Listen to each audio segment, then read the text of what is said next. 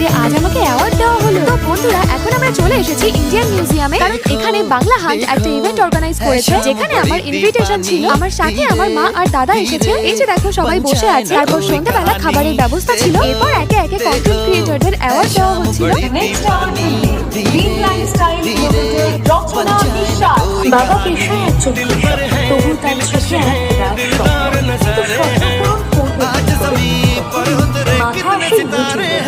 সাধারণ গ্রামের ছাড়া একজনের না মুখে আছে কোনো তুষারমণি, আর না পরনে কোনো ওয়েস্টার্ন ড্রেস। সাধারণ কুর্তি চুড়িদারে নজর কাড়েন তিনি। 2023 থেকেই যায় শুরু, কখনো মাঠে গিয়ে চাষ করা, আবার কখনো পুকুরে মিলে মাছ ধরা। দাদার উৎসাহ পেয়ে হয়ে ওঠেন বাংলার অন্যতম জনপ্রিয় ব্লগার রচনা বিশ্বাস।